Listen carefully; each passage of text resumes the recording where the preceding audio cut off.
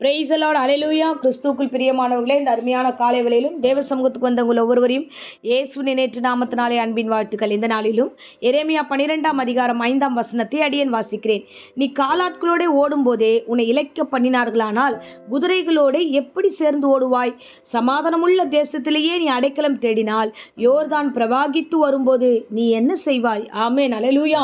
அருமையான வார்த்தை பாருங்க. இந்த நாளில் நீங்கள் காலாட்களோடு ஓடும்போது, அதாவது ஒரு யுத்த களத்தை எடுத்துக்கொள்வோம். ஒரு போர் நடக்கிற இடம்.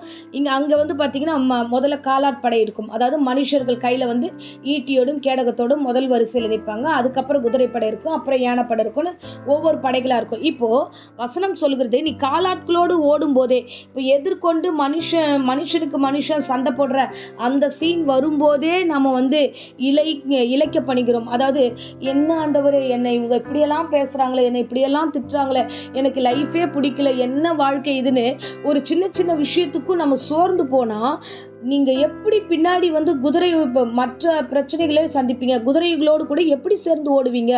வருகிற பிரச்சனை அப்புறம் நெக்ஸ்ட் பெரிய லெவலில் வரும்போது நீ எப்படி சமாளிப்ப? இப்போது சமாதானம் உள்ள தேசம். நீ நினச்சா சமாதானமாக இருக்கலாம், நீ நினச்சா எப்படி வேணால் வாழலாம். ஸோ உனக்கு கேட்கறதுக்கு ஆள் கிடையாது. அந்த அளவுக்கு சமாதானமாக இருக்கிற இந்த தேசத்துலேயே நீ அடைக்கலம் தேடினா ஒரு சின்ன வார்த்தையை நம்ம தாங்க மாட்டோம், ஒரு சின்ன விஷயத்தை தாங்க மாட்டோம். எனக்கு இந்த வீடே பிடிக்கல, எனக்கு இந்த விஷயமே பிடிக்கல, ஏன் இப்படி இருக்குது அப்படின்னு சொல்லி நம்மளே புலம்புறோம். பாருங்க, இருக்கிற வீடு, இப்போது நீ பார்க்குற வீடு நல்ல வீடு. இப்போது இருக்கிற உனக்குள்ள இருக்கிற பலவீனம் சின்ன பலவீனம் தான். இப்போது இருக்கிற காரியங்கள் குறைவுள்ளது தான். இதுலேயே நாம் இன்னொருத்தவங்களுடைய ஹெல்ப்பை தேடுறோம், இன்னொருத்தவங்களுடைய காரியத்தை தேடுறோம். இனி இங்கே இருக்கக்கூடாது, எங்கன்னா போயிடணும்னு தேடுறோம். இந்த ஆஃபீஸ் வேணாம், இந்த ஆஃபீஸில் ரொம்ப டார்ச்சலாக இருக்குது, ஒரு வார்த்தை கூட நம்ம அந்த மேனேஜர் சொல்கிறத நம்ம கேட்க மாட்டோம். அடுத்தது நம்ம தேட ஆரம்பிச்சிடுறோம். ஒரு சின்ன சின்ன வார்த்தைகள், அந்த வார்த்தை ஏன் வருது? ஏன் நம்மக்கிட்ட ஆண்டவர் இந்த வார்த்தையை அனுப்ப வச்சிருக்கிறாரு? ஏன் நம்மளை சந்திக்க வச்சிருக்கிறாரு அப்படின்னு சொல்லிட்டு நாம யோசிக்கணும். இப்போ இருக்கிற காலகட்டத்தில் யோசித்து நாம யுத்தம் பண்ணணுமே தவிர, ஐயோ என்னால் பண்ண முடியாது, நான் போகிறேன், என்னால் முடியாது, நான் இழைக்க பண்ணுகிறது. ஒரு பிரச்சனை, சின்ன பிரச்சனையே நீ சோர்ந்து போய் மூலையில் உட்காந்தா எப்படி? இதை காட்டிலும் மிகப்பெரிய காரியங்கள் வரும்போது என்ன செய்வாய்? அதை ரொம்ப அழகான வசனம் சொல்லுது. நீ சமாதானம் உள்ள தேசத்தில் தான் இப்போ இருக்க.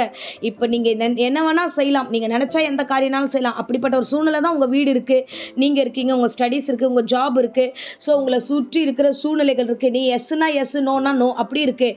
ஆனால் சின்ன சின்ன வார்த்தைகளை கண்டு சோர்ந்து போய் உட்காந்துருக்கும்போது பெரிய பிரச்சனை வந்துச்சுமா, சரி பெரிய காரியம் வந்தது, நீங்கள் எடுத்த காரியமெல்லாம் தோல்வி அடைஞ்சிச்சு. அப்படிப்பட்ட ஒரு சூழ்நிலை நீ என்ன பண்ணுவ? ஏன் சோர்ந்து போகிற? இன்னைக்கு நாம் சோர்ந்து போகக்கூடாது. இந்த வருஷத்தின் துவக்கத்தில் ஆண்டவர் பேசிகிட்டு இருக்கிறாரு. பெரிய பெரிய காரியத்தை சந்திக்க போகிற ஒரு சின்ன வார்த்தையை கேட்க மாட்டேன்ற. உன்னை சொல்லிட்டாங்க, உங்கள் பிள்ளைய சொல்லிட்டாங்க, உங்கள் வீட்டுக்காரர் சொல்லிட்டாங்க, எங்கள் ரிலேஷன்ஸ் இப்படி பேசிட்டாங்க, என்னை இவங்க அப்படி போய் பேசிட்டாங்க. இதை பெரிய இஷ்யூவாக நீ ஏன் மாத்துற? உன்னை நீயே ஏன் பலவீனப்படுத்துகிற? உங்களை நீங்களே நீங்கள் சிதைக்கிறீங்க. பாருங்க, நீதிமொழிகள் 24:10 வசனம் சொல்லுகிறது, ஆபத்து காலத்தில் நீ சோர்ந்து போவாயனால் உன் பலன் குறுகி போகிறது. அப்போ நீ நினைக்கிற அந்த விஷயத்தில் சோர்ந்து போகக்கூடாது. ஒரு பிரச்சனை வருது, ஒரு வார்த்தை வருது, ஒரு காரியம் வருது, ஒரு கடிவாளம் வருது, உன்னை தாக்குற மாதிரி சில சூழ்நிலைகள் உருவாகும் பொழுது நீ சோர்ந்து போகக்கூடாது. அல்லேலூயா. என் தேவனாகிய கர்த்தர் இந்த வேளையில் சொல்லுகிறார், இது சமாதானம் உள்ள தேசம். நம்முடைய இந்தியாவாகட்டும், நம்முடைய தமிழ்நாடாகட்டும், சென்னை ஆகட்டும், இதெல்லாம் சமாதானமாக தான் இப்போ போயிட்டுருக்கு. பெரிய பெரிய காரியங்கள் எதுவும் அந்த அளவுக்கு இல்லை. எல்லாம் சமாதானம் உள்ள இந்த தேசத்திலேயே நம்ம என்ன பண்ணோம்? இந்த நாடே வேணாம், இந்த வீடே வேணாம், இந்த ஊரே வேணாம், இந்த பேரண்ட்ஸே வேணாம், இந்த சர்ச்சே வேணாம், இது வேணாம், அது வேணான்னு சொல்கிற வார்த்தையே பெருசாக நம்ம காமிக்கிறோம். பிசாசு நின்று பார்த்துக்கிட்டு இருக்கிறான். யோர்தான் பிரவாகித்து வரும்போது நீ என்ன செய்வாய்? நீங்கள் எதிர்பார்க்காத காரியத்தை பிசாசானவன் கொண்டு வருவான். அந்த கொண்டு வரும்போது அப்ப நீ என்ன செய்வ? வசனமே சொல்லுதே, கர்த்தர் எபேசியர்ல நமக்கு சொல்லியிருக்கிறாரே, மனுஷனோடு நமக்கு போராட்டம் இல்லைம்மா. நீங்க ஏமா மனுஷனை பெரிய ஆளா பண்ணி பெரிய பெரிய காரியத்தை நினைச்சிட்டு நீங்க தேவையில்லாம டிப்ரெஷன்ல போறீங்க? மனுஷனை பார்க்காதீங்க. மனுஷனோடு போராட்டம் நமக்கு இல்லை. நமக்கு போராட்டம் சேனைகளோடு, பொல்லாத ஆவிகளோடு, பொல்லாத பிசாசுகளோடு நமக்கு ஒரு போராட்டம் உண்டு. அந்த போராட்டத்து வரும்போது நீ என்ன செய்வ? பெரிய பிரச்சனை கொடுக்கும்போது என்ன செய்வ? சமாதானம் உள்ள தேசத்தில் சமாதானத்தை நீ சார்ந்து கொள்ளுகிற பிள்ளையாய் காணப்பட வேண்டும். ஆமென், அல்லேலூயா. இருக்கிற வீடு நல்லது, இருக்கிற சபை நல்லது, இருக்கிற பிள்ளைகள் நல்லது, ஸோ இருக்கிற காரியம் நல்லது. இதில் ஆண்டவர் நம்மளை சமாதானமாக நடத்துகிறார். இதை இன்னும் பெட்டராக பண்ணலாம். ஏதாவது இதுக்கப்புறம் பெரிய பிரச்சனை வந்தால் பார்த்துக்கலாம்னு சொல்லிட்டு மைண்ட் செட்டை மாற்றுங்க. அல்லேலூயா.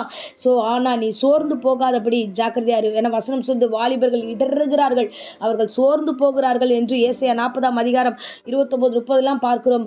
ஆண்டவருக்கு காத்திருங்க. இந்த சூழ்நிலையில் இந்த சின்ன வார்த்தை தானே, இந்த சின்ன பிரச்சனை தானே, இந்த சின்ன கல்லு தானே, இந்த சின்ன அடிகள் தானே, சின்ன ஒரு இடர்கள் தானே, ஏதாவது ஒரு சூழ்நிலைகள் தானே, இதை கண்டு நீங்க மிரளாதீங்க, இதை கண்டு நீங்க பயப்படாதீங்க. இதை ஆண்டவர் சொல்லுகிறார், இது சின்ன விஷயம், இதுக்கே நீ சோர்ந்து போனா எப்படி? இன்னும் பெரிய காரியம் வரும்போது என்ன செய்வாய்? ஒரு கிறிஸ்துவ பிள்ளைகளாகிய நீங்க என்ன வந்தாலும் அதை சந்திக்கிற பிள்ளைகளாய் நாம் மாற வேண்டும். ஒரு குதிரைகளோடு ஓடுகிற பலன் நமக்கு தேவைப்படுகிறது. ஸோ அந்த இடத்துல கர்த்தர் உங்களை வைத்து பார்க்கிறார். ஆமென், அல்லேலூயா. ஒவ்வொருவரும் ஒவ்வொரு வீடுகளில் பிள்ளைகளாகிய நீங்கள் சமாதானமுள்ள இந்த தேசத்துல நீங்கள் சோர்ந்து போகாம தைரியமா நின்று எதிர்கொண்டு போங்க. பிரச்சனைகளை பாருங்க, ஸோ காரியங்களை பாருங்க, எல்லாவற்றையும் தாண்டி போங்க. இந்த வருஷம் டார்கெட்டு நம்ம 7ஆம் ஆண்டுல இருக்கிறோம். 7 தனையான ஆசீர்வாதத்தை கர்த்தர் தரப்போகிறார். டபுள் கொண்டாட்டங்களை கர்த்தர் நம்ம ஒவ்வொரு வீடுகளை ஏற்படுத்த போகிறார். சின்ன சின்ன இடர்களை கண்டு சோர்ந்து போய் ஒதுங்கி போய் உட்காந்து ஒப்பாரி வச்சு அழாதீங்க, எழுந்து ஓடுங்க.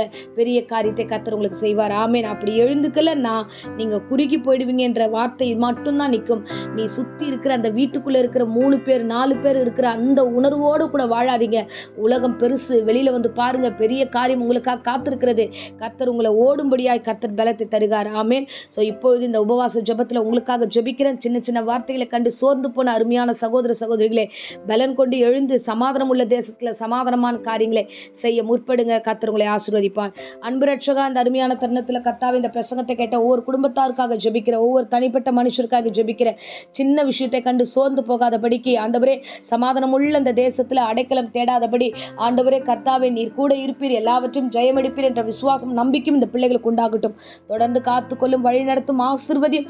தேவ பிரசன்னம் கூட இருக்கட்டும். வியாதியோடு பலவீனத்தோடு யாராகிலும் இந்த பிரசங்கத்தை கேட்டுக்கொண்டுதான் சுகத்தையும் பலத்தையும் ஆரோக்கியத்தையும் கர்த்தர் கட்டளிட்டு ஆசீர்வதித்து வழி நடத்தும். தொடர்ந்து காத்துக்கொள்ளும். இயேசுவின் நேற்று நாமத்திலே ஜெபிக்கிறேன் ஜீவனுள்ள நல்ல பிதாவே. Amen, amen. Praise the lord. God bless you.